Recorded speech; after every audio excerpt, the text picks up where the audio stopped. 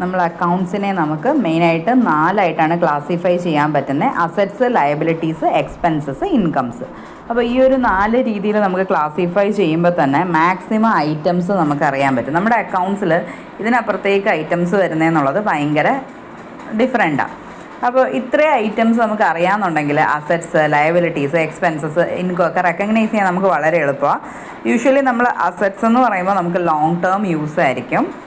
Okay, assets mainly fixed asset എന്ന് പറയുന്നത് നമുക്ക് മോർ ദാൻ 1 ഇയറും കറണ്ട് അസറ്റ് എന്ന് പറയുന്നത് ലെസ് ദാൻ 1 ഇയറും. അങ്ങനെ നമുക്ക് 1 വർഷമോ അതിൽ കൂടുതലോ യൂസുള്ള അസറ്റ്സിനെയാണ് നമ്മൾ അസറ്റ് കാറ്റഗറിയിൽ ഉൾപ്പെടുത്തുക. ഇനി ലയബിലിറ്റി എന്ന് വെച്ചാൽ നമ്മുടെ പേയ്മെൻറ്റ് ഒബ്ലിഗേഷൻസ് ആണ്. ബിസിനസ് എന്താണോ പേയ്മെൻറ്റ് ചെയ്യാനുള്ളത്, അപ്പോൾ അതിനെ നമ്മൾ ലയബിലിറ്റീസ് എന്ന് പറയുക. അതുകൊണ്ട് നമുക്ക് current liabilities and long term liabilities.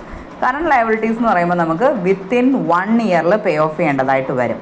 But long term liabilities എന്ന് പറയുമ്പോൾ നമുക്ക് പേ ചെയ്യാനായിട്ട് മോർ ദാൻ 1 ഇയർ ടൈമുണ്ട്. 2 to 3 ഇയേഴ്സ് എടുത്ത് നമുക്ക് തിരിച്ചു കൊടുക്കാം.